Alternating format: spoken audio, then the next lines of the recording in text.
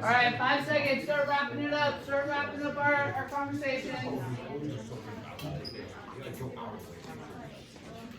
Okay, let's head back to our seats, everybody. Back to our seats.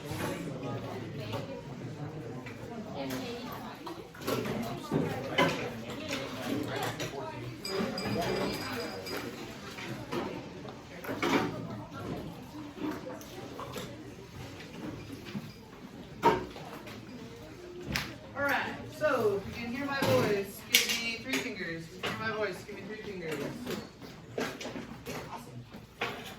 Thank you, everybody. So, let's kind of run through a couple of these together.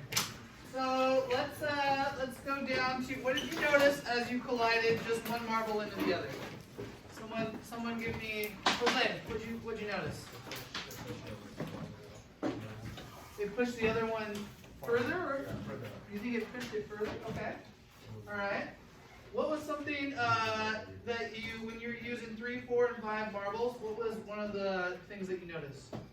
Nick? Only the marble on the end moved when they collided. That only the marble on the end moved when they collided. Why do you think that is? Why do you think that is? Somebody raise their hand and tell me, why do you think that is that only the marble on the end moved after they collided? Because the force transfers through them. Do you think the force transferred through all the marbles? Yeah. Very good, Jonah. Very good. What about when you rolled 2 marbles into 5 marbles? What about when you rolled 2 marbles into 5 marbles? How about Brody? 2 numbers on the end move. 2 marbles on the end move? So would you say that that was, what kind of relationship might that be?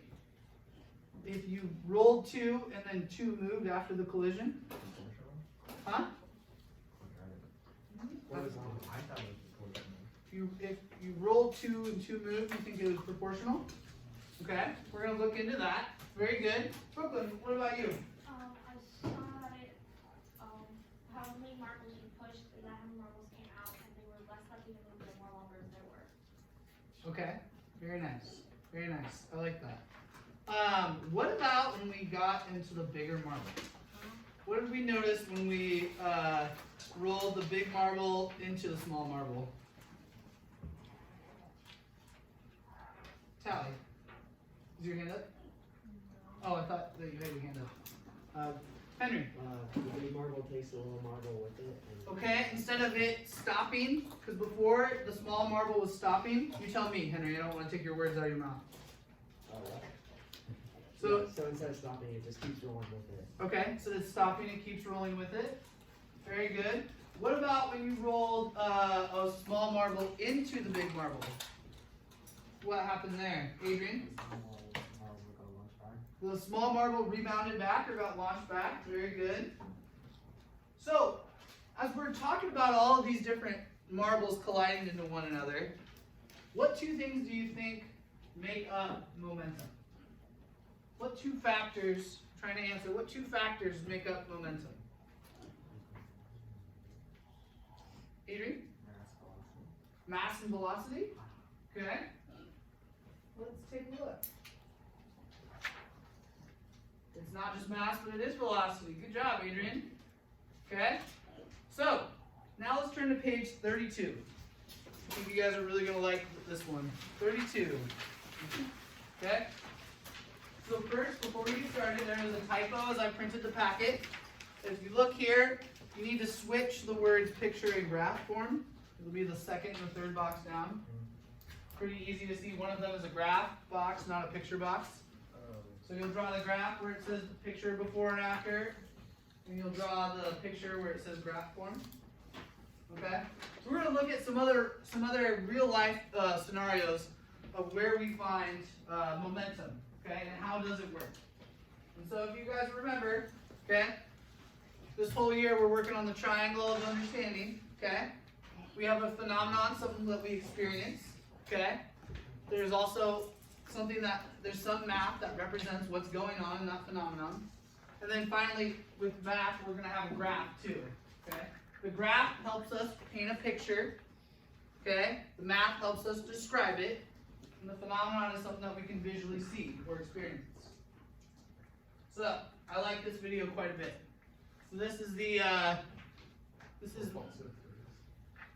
ball to the face. Oh, God, that hurts so bad. 200 times slower? Oh, why are you so bad? I've had it. Oh, it's why are you like that? It's so sad. That test Who volunteered to do this? Right? Like Who volunteers to do that? Very good. They do it again, but they slow it down even more. Let's see if we can watch it with the sound. I'm not gonna get hit. It's a bit hot out. Oh. That was it. Oh my god. Yeah. Look at that. Alright, here we go. This is 40 times slower.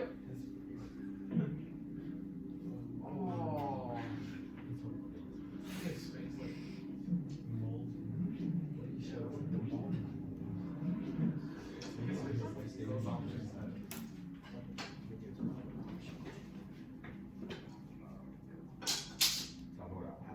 So as you're watching this, think about in words, describe what's happening. It looks like he regrets every life choice. What is happening in words? Nose voice.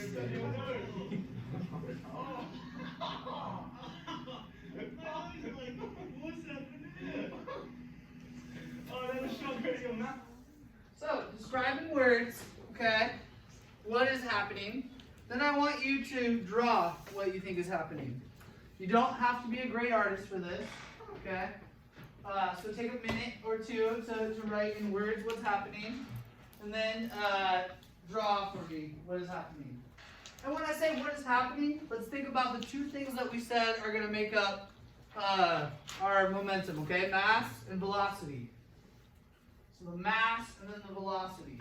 How is that transferring just like it did in the marbles?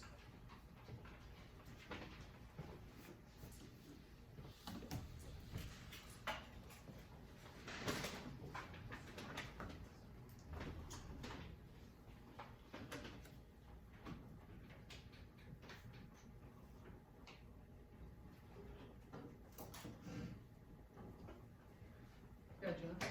Are we swapping the picture in the graph spot? Yeah, I just said that earlier. Yeah, I was paying attention. No worries.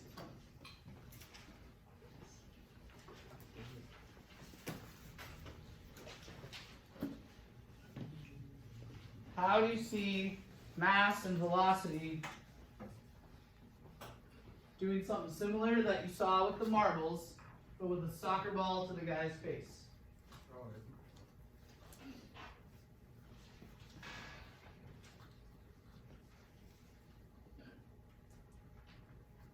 Gotta hold your breath, Cole.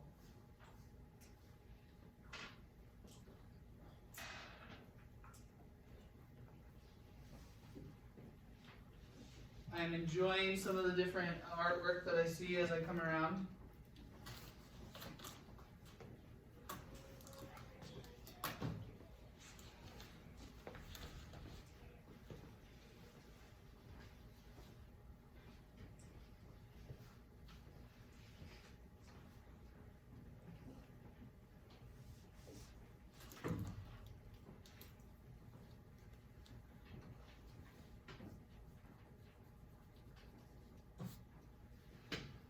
Okay, once you finish doing that, I want you to graph now for me. What do you think is happening on a graph as that ball is hitting the person's face? What do you think is happening on the graph?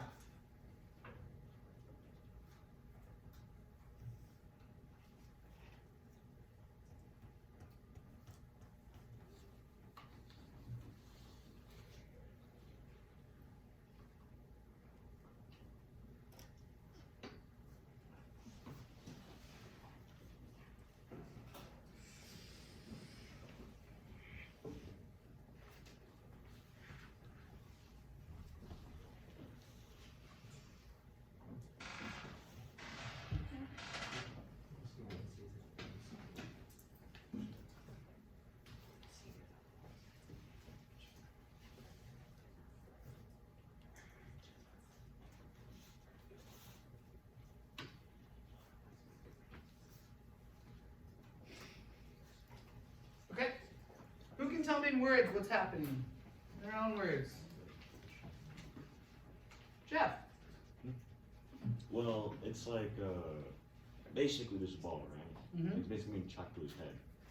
I think of it as like, when the ball hits, collides with the head, the energy is transferring to the head, like kinetic energy, and it just causes him, move like that. Okay. But of course the ball isn't as heavy as a human, so his head just doesn't fall. It would be bad if his head fell off. I don't think I could be able to show you a video of someone's head falling off, but I like that. I like that. Very good. So hey, the mass of the person's head is much larger than the mass of the soccer ball. Therefore, that's why they don't get decapitated. Yeah. I like that. I like that. Is there a video where two guys' heads smashes into each other in slow motion? There probably is, but I don't have one already. So very good. Who can take a stab as to what they think that looks like on a graph? Okay. Who's a brave soul as to willing to say what that looks like on a graph? Jonah, can you come up and draw it for me? Probably not right. Huh? It's probably not right. It's even if it is or isn't, I appreciate that you're willing to try. So you come and tell me what you think it looks like on a graph. And then first, what do you think is on the x-axis? What do you think is on the y? What do you think is happening? Okay, you think it's like that? Yeah, every time, and then change. Okay. All right. Very good. Okay. Anybody else have a different idea of what it looks like on a graph before we move on? So anyone no, I think it'll look different, Mr. Vandehey. It's okay, this is science. Remember, in science, we have conflicting hypotheses. Okay? Someone else be willing to say, does everyone think it looks like this on a graph? Raise your hand if you think it looks like this on the graph. I see one person raising their hand. Does someone think it looks different than this? Okay, Cole, come and draw it for me. It's okay. There's no, it's okay to be wrong. This is how we learn. I like this. Conflicting ideas in science. Cole, I'm going to have you do it in pink. Yeah, you can take pink. I was just saying a different color that we can tell. Yes. Okay, so you think it's a horizontal line. Okay? All right? All right.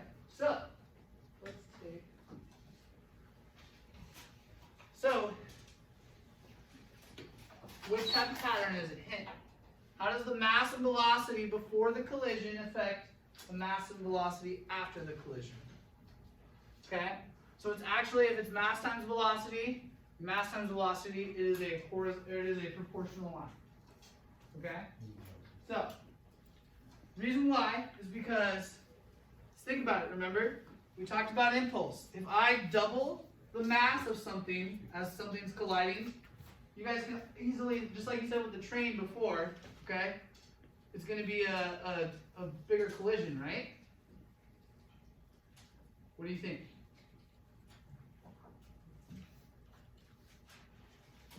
What do you think, Liam? I wasn't paying attention.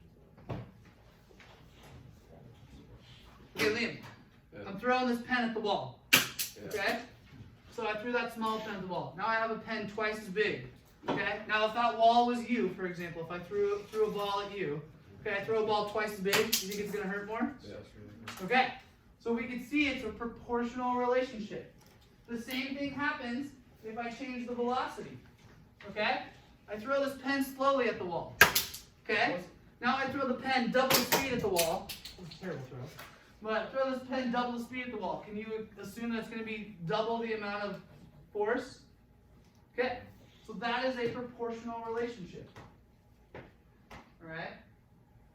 So, the mathematical model, so I want you to write it down as P is equal to M times V. Okay?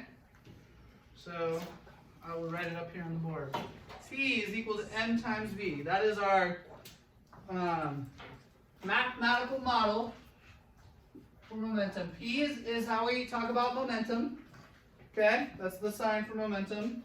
And it's just mass times I did velocity in pink before. I'm gonna keep doing velocity in pink. Mass times velocity. Okay? Easy as that. The momentum that something's gonna carry is equal to how big it is and how fast it's going. Okay?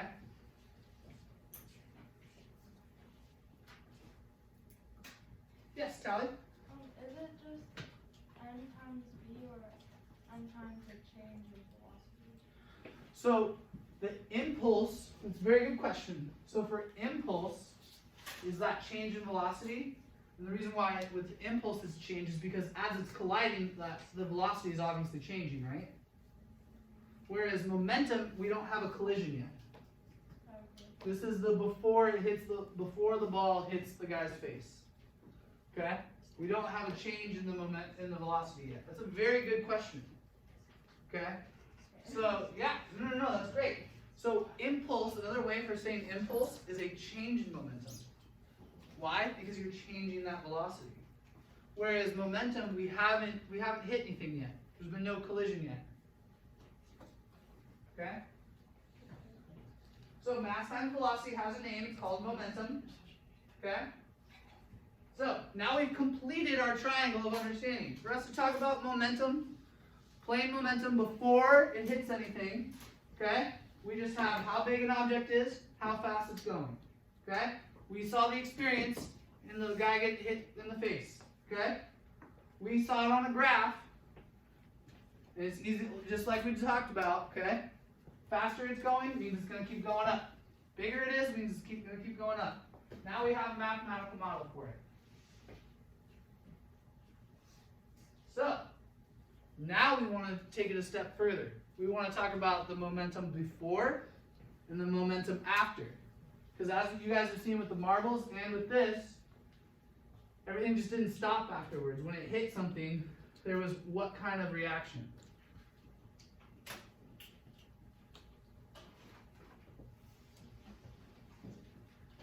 Did nothing happen when the marbles collided? The one on the end moved. Say that again, Cole? The one on the end moved. The one on the end moved? Or what about when you roll a small marble into the big marble? The small marble bounced back. So there's some kind of reaction going on. Okay? When I throw something at, or when the two things collide, doesn't mean that nothing happened. When I just threw those pens against the wall, did they just go splat and stay stuck to the wall? No, they bounced off the wall. Okay? There's always going to be reaction to it. Okay? So, if we look closely, we can discover an oversimplified thing in the system. The ball kept moving a bit at the end, and so we should conclude that in the momentum after, and technically even though the ball isn't moving much at the beginning, we would still write that mass times velocity is what's going on before. Because the ball, you guys saw, the guy threw it from a very short distance, but it was moving, okay? So, how then does anything ever move?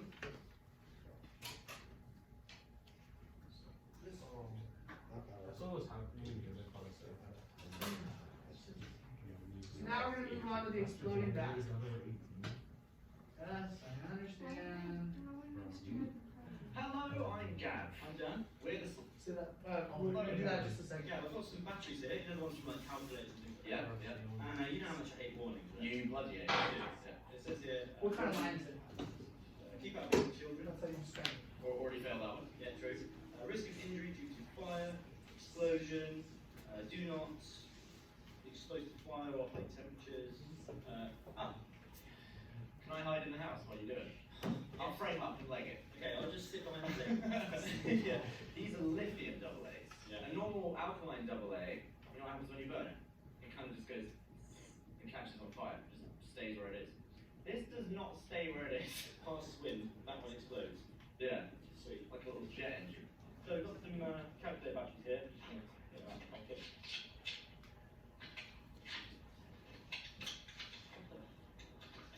There's no cup thing. I don't know if they'll give me that last one. Yeah. Yep. I'll never forget it. clamshell package within clamshell package. You can't get to them. They're sealed within a sealed package. Honestly, I didn't think this would be the hardest part of making this video. Maybe the dangerous explosions would be hard. What's the point in this packaging?